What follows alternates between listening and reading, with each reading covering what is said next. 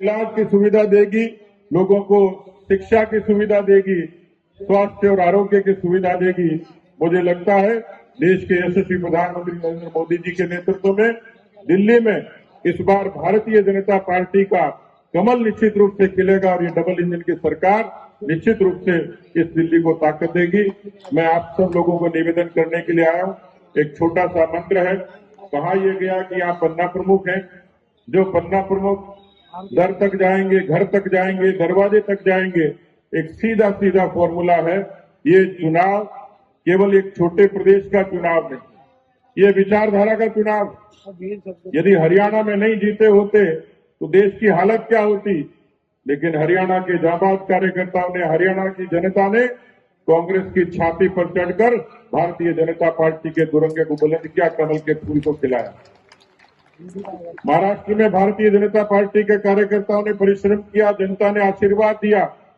और मुझे लगता है कि हरियाणा और महाराष्ट्र की फतह के बाद इस समय सबसे बड़ी जरूरत है केवल एक छोटे प्रदेश की बात नहीं, ये विचारों की लड़ाई है, ये राम की मर्यादा की लड़ाई है, ये तिरंगे के मान की लड़ाई है।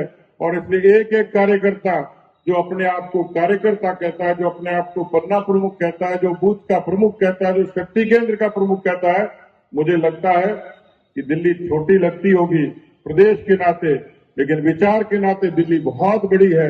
और उस दिल्ली को जिताना, और आपको मैं इस बात के लिए साधुवाद दूंगा कि जब देश को जरूरत थी आपने सातों की सातों लोकसभा सीट जितवाई।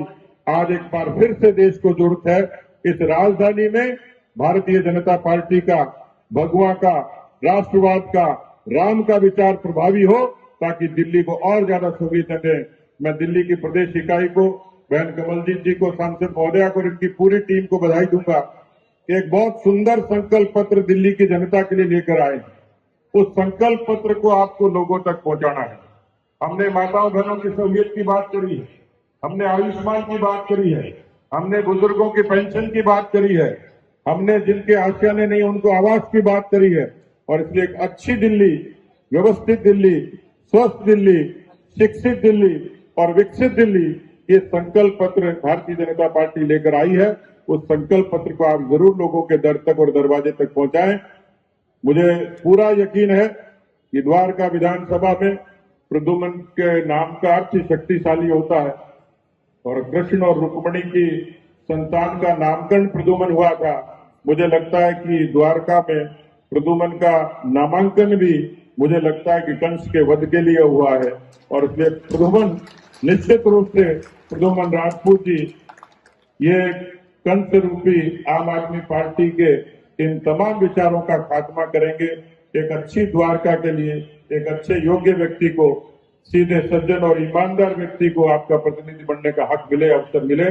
मंच पर हमारे जिलाध्यक्ष से लेकर, हमारे प्रभारी से लेकर, तमाम हमारे लोग, विस्तारक से लेकर तमाम लोग मंच पर बैठे हैं। ये पूरे परिश्रम के लिए आपका सहयोग करने के लिए आए हैं। और मैं भी ये गुजारिश करने के लिए आया हूं कि आप सब लोग देश के लिए, राम के लिए, तिरंगे के लिए, संविधान के लिए और अवाम के लिए भारतीय जनता पार्टी के प्रद्युम्न जी को आप बहुत मजबूती से जिताएं। बहुत बहुत धन्यवाद। जय हिंद, जय भारत।